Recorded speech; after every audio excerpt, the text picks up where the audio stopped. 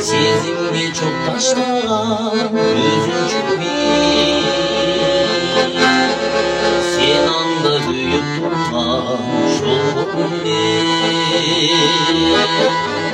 Vallahi şürsün dağın gözüne Maksatlı ayaklarım Sürüyü ayaklarım Oyunlu ayaklarım Ortalığı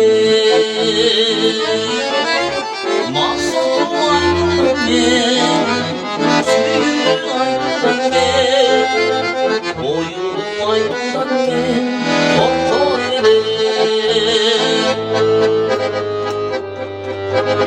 Yıllarca çarşıklığa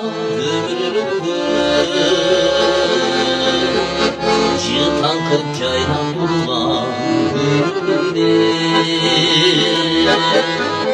Yılımın sezim aldı bir özümde Yıllaştım ahmakta Sıylaştım ahmakta Kumarlım ahmakta Yıllaştım ahmakta Sıylaştım ahmakta Kumarlım ahmakta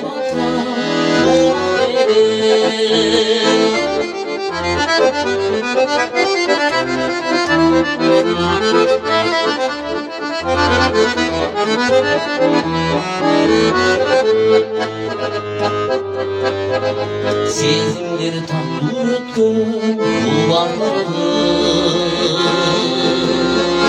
Mayramday sezim benim hislerim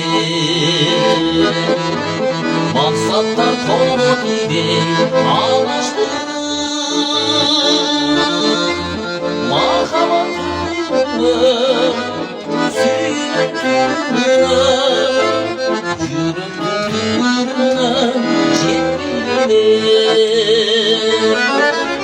Mahabatımı sürüntümü